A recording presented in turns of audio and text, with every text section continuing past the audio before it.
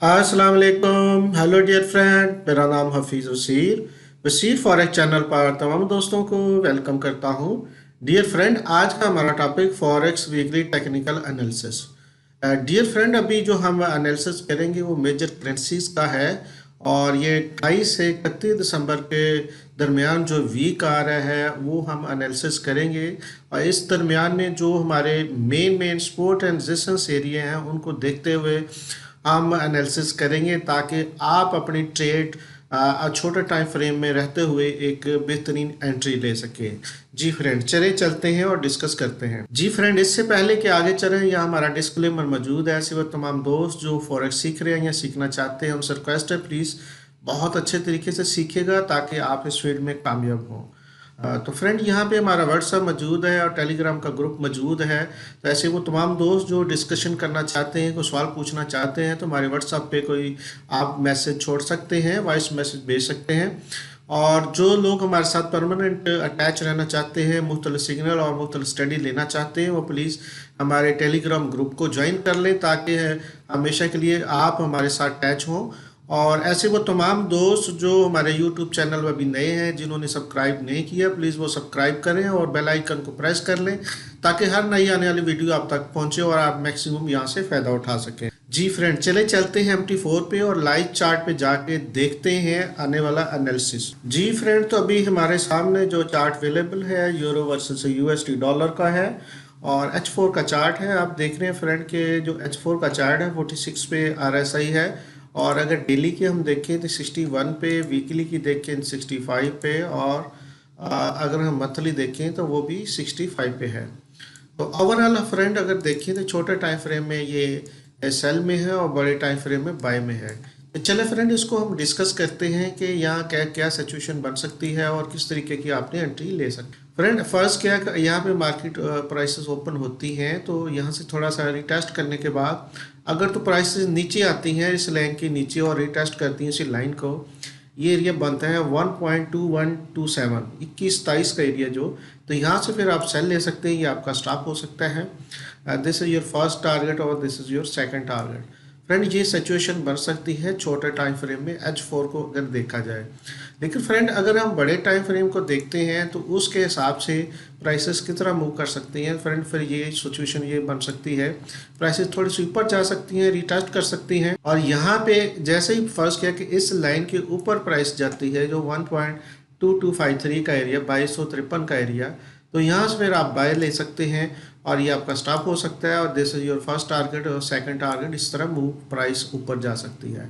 तो फ्रेंड ये दोनों सिचुएशन बन सकती हैं क्योंकि जैसे मैं पहले दूसरी वीडियो में बता चुका हूँ कि ये जो वीक है बहुत अहम वीक है क्योंकि ये पूरे साल का आखिरी वीक है और इस मंथ का भी आखिरी वीक है। तो किसी टाइम भी मार्केट जो है बहुत ज़्यादा मूवमेंट हो सकती है, प्राइस ज़्यादा ऊपर नीचे जा सकती हैं क्योंकि पूरे मंथ का या पूरे ईयर का जो इसने हाई या लो लगाना होता है तो उस हिसाब से अपनी ट्रेड को आपने बेहतर से बेहतर तरीके से मैनेज करके मनी मैनेजमेंट और इसका रिवार्ड को देखते हुए स्टॉप लॉस के साथ आपने काम कर। जी फ्रेंड, तो जो नेक्स्ट हमारे पास पेयर है वो पॉन्ड वर्सेस USD डॉलर का है, H4 का चार्ट है। फ्रेंड आप देख रहे हैं इसकी RSI 57 पे है और डेली की अगर देखें तो 59 पे है, वीकली देखते हैं 62 पे और मंथली अगर देखते हैं तो 58 पे। तो फ्रेंड तो अगर बाय में प्राइसेस रहती हैं तो आप किस तरह यहाँ से मूव हो सकती है, प्राइसेस थोड़ी सी नीचे आ सकती हैं या मूव एवरेज को रिटेस्ट करने के बाद जैसे ही ऊपर जाती हैं और इस एरिया को रिटेस्ट करती है, ये वाला एरिया 1.3618 का एरिया 3618 का एरिया, तो यहाँ से आप बाई की एंट्री ले सकते हैं और ये आपका स्टॉप हो सकता है। This is your first target, second target, इस तरह मूवमेंट ऊपर हो सकती है।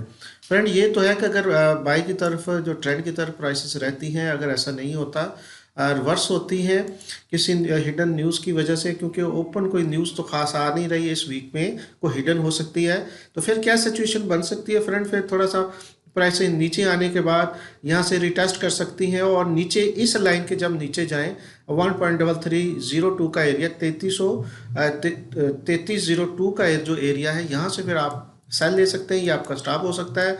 This is your first target और this is your second target. तो प्राइसेस इस तरीके से मूव कर सकते हैं दूसरी साइड को। जी फ्रेंड, तो अभी जो नेक्स्ट पेयर है हमारे सामने वो है ऑस्ट्रेलिया वर्सेस USD, H4 का चार्ट है आप देख रहे हैं RSI 59 पे है, और डेली के अगर हम देखते हैं तो डेली की 67 पे, वीकली देखते हैं तो 68 पे, और मंथली अगर देखते हैं तो 59 पे है। तो ओवरऑल फ्रेंड अगर हम देखें तो ये भी पूरा का पूरा जो इसका एनालिसिस है सारे टाइम फ्रेम में हमें बाय में लग रहा है। लेकिन अगर बाय में नहीं जाता तो पोजीशन क्या बनती है वो भी हम डिस्कस करते हैं। अगर बाय में जाता है तो क्या पोजीशन बनती है। फ्रेंड सिचुएशन इस तरह हो सकती है कि प्राइस थोड़ी सी ओपन होने के बाद नीचे आ सकती हैं, इस लाइन को रिटेस्ट कर सकती हैं। ये जो लाइन है 0.7556 को जैसे ये टेस्ट करने के बाद ऊपर जाती है, जैसे इस ब्लैक वाली लाइन के ऊपर जाती हैं और रिटेस्ट करती है इसी लाइन को 0.7635 के एरिया को, तो यहाँ से भी बाय की आप एंट्री ले सकते हैं। ये आपका स्टॉप हो सकता है। इस तरह ये फर्स्ट टारगेट और इस तरह सेकंड टारगेट आपका हो सकता है। फ्रेंड ये तो है अगर ट्रेंड की तरफ प्राइसेस रहती हैं, जिस तरह हम सोच रहे हैं वैसे प्राइस मूव करती है तो आपकी एंट्री इस तरीके से हो सकती है। अगर अपोजिट जाती है तो फिर आपकी किस तरीके से एंट्री होगी, चले फ्रेंड वो भी हम देख लेते हैं। अपोजिट अगर जाती है किस तरह की एंट्री हो सकती है। प्राइसेस नीचे आती हैं और इस लाइन के नीचे जब आए 0.7516 का एरिया, तो यहाँ से कि आपकी सेल की एंट्री हो सकती है, ये आपका स्टॉप हो सकता है। इस तरह आपका फर्स्ट टारगेट, इस तरह सेकंड टारगेट हो सकता है। इस तरह फ्रेंड दोनों साइडों पे जो मेन एरिया है, जो मेन सपोर्ट्स और रेजिस्टेंस के एरिया है, उनको देखते हुए आपने एंट्री लेनी है। चाहे बाय में बैठे या सेल में बैठे, आपकी जो प्राइस उस लेवल तक आए तब जाके आपने कोई एंट्री लेनी। जी फ्रेंड, तो जो नेक्स्ट हमारे सामने पेयर है फ्रेंड वो है न्यूजीलैंड वर्सेस USD। 58 पे इसकी RSI है H4 पे, और डेली पे देखें 62 पे है, वीकली देखें 69 पे है, और अगर हम मंथली देखें तो 60 पे है। तो इसका मतलब ये भी बड़े टाइम फ्रेम में बाय में है। और अगर बाय में प्राइस रहती है तो किस तरह मूव करती है और आपको कहाँ से एंट्री मिल सकती है। फ्रेंड थोड़ी सी प्राइसेस नीचे आ सकती हैं, इस लाइन को टेस्ट करने के बाद ऊपर जा सकती हैं। जैसे इस लाइन से ऊपर निकले, ये पहले वाला हाई क्रॉस करें, तो यहाँ से आपको रिटेस्ट पे एक एंट्री मिल सकती है बाय की बेहतरीन, जो 0.7170 का एरिया है, यहाँ से आप एंट्री ले सकते हैं। इस तरह आपका फर्स्ट टारगेट, इस तरह सेकंड टारगेट हो सकता है। फ्रेंड ये है अगर बाय में प्राइस रहती है और इसी सिमत में मूव करती है तो आप इस तरह एंट्री ले सकते हैं। लेकिन अगर किसी वजह से प्राइस जो है रिवर्स होती है तो फिर आपको किस तरीके की एंट्री लेनी है। फिर फ्रेंड थोड़ा सा वेट करना है। जैसे इस लाइन से नीचे प्राइस आती है 0.7028 का एरिया, तो यहाँ से आप सेल की एंट्री ले सकते हैं। तो फ्रेंड ये आपका स्टॉप हो सकता है और यहाँ आपका फर्स्ट टारगेट, इस तरह सेकंड टारगेट हो सकता है। फ्रेंड क्योंकि हम आपको दोनों एरिया इसलिए बताते हैं कि आपकी ट्रेड मिस ना हो। किसी साइड पे भी अगर प्राइस मूव करती है तो आपने उस हिसाब से अपने लेवल को देखना है और आपने एंट्री लेनी। जी फ्रेंड, तो जो नेक्स्ट हमारे सामने जो पेयर है वो है USD JPY का। फ्रेंड इसकी देखिए H4 में RSI 55 पे है, और डेली पे 44 पे है, और वीकली पे 440 पे, और 35 पे है मंथली। इसका मतलब H4 में सिर्फ बाय में, बाकी तमाम की तमाम जो इसके ओसिलेटर हैं इसको सेल बता रहे हैं। तो चले फ्रेंड हम इसको देख लेते हैं किस तरह ये मूव कर सकता है। फ्रेंड फर्स्ट किया कि ये अगर सेल में रहता है तो प्राइसेस थोड़ी सी नीचे आ सकती हैं। नीचे आने के बाद जैसे ही यहाँ रिटेस्ट करती है इसी एरिया को, और यहाँ मूविंग एवरेज भी आगे आ चुकी होगी तब तक, तो यहाँ जैसे प्राइसेस निकलती है तो यहाँ से वेट करें आप यहाँ तक। ये जो 103.301 का एरिया है, यहाँ से फिर आप सेल की एंट्री ले सकते हैं। ये आपका स्टॉप हो सकता है। This is your first target. इसी तरह नेक्स्ट आपका टारगेट हो सकता है अगर ये नीचे सेल की तरफ प्राइस निकलती है। फ्रेंड अगर बाय की तरफ निकलती है तो फिर क्या सिचुएशन बन सकती है।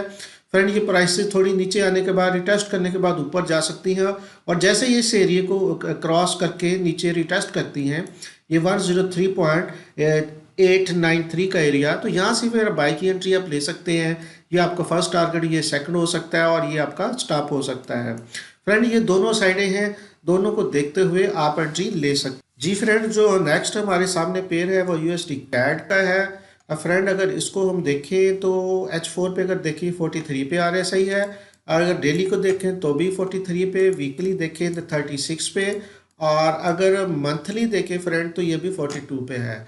तो फ्रेंड इसका मतलब है कि ओवरऑल जो इसके तमाम ऑसिलेटर जो है वो अगर RSI जो है वो तमाम के तमाम जितने भी मेन टाइम फ्रेम है वो सेल में बता रहे हैं। तो क्या किस तरह सिचुएशन बन सकती है और आपको किस तरीके से एंट्री मिल सकती है फ्रेंड।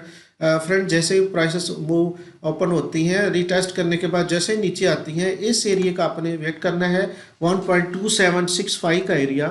तो यहाँ से फिर आपकी सेल की एंट्री बन सकती है, आपका स्टॉप हो सकता है। इस तरह आपका फर्स्ट टारगेट और इस तरह सेकंड टारगेट इस तरह मूव हो सकती है, नीचे प्राइस जा सकती है। फ्रेंड अगर ऐसी सिचुएशन नहीं बनती, अपोजिट निकलती है, तो फिर सिचुएशन इस तरह बन सकती है कि प्राइसेस ऊपर मूव करती हैं, नीचे रिटेस्ट करने के बाद जैसे इस लाइन से ऊपर जाती हैं, इस जो ब्लैक वाली लाइन है, ये एरिया बनता है 1.2935 का एरिया। तो यहाँ से फिर आप बाई की एंट्री ले सकते हैं। ये आपका फर्स्ट टारगेट, इस तरह सेकंड हो सकता है और ये आपका स्टॉप हो सकता है। फ्रेंड ये दोनों साइडों की जो मेन लेवल है, इनको देखते हुए आई थिंक इंशाल्लाह आप जब ट्रेड करेंगे तो आपके लिए स्टॉप भी आपका बेहतर होगा और आपको ज़्यादातर चांसेस जो होंगे विन विन के इंशाल्लाह चांसेस होंगे। जी फ्रेंड, तो जो लास्ट हमारे सामने जो पेयर है वो USD CHF का है। अगर हम इसको भी H4 पे देखें तो फ्रेंड आप 63 पे RSI है, और डेली पे देखें 45 पे, वीकली देखें तो 39 पे, और मंथली देखें तो 31 पे। फ्रेंड ओवरऑल देखा जाए तो छोटे टाइम फ्रेम में ये बाई में है और बड़े टाइम फ्रेम में ये सेल में है। तो दोनों चीज़ें हम डिस्कस कर लेते हैं फ्रेंड। फर्स्ट क्या है कि ये बाई में अगर निकलती है तो थोड़ी सी मूविंग एवरेज ऊपर से आ सकती है, प्राइसेस नीचे जाकर रिटेस्ट कर सकते हैं यहाँ पे। और यहाँ पे जैसे ही इसको क्रॉस करे इस लाइन को, ये एरिया बनता है 0.8946 का एरिया। तो फ्रेंड यहाँ से फिर आप बाई की एंट्री ले सकते हैं और ये आपका फर्स्ट टारगेट हो, इस तरह सेकंड टारगेट हो सकता है।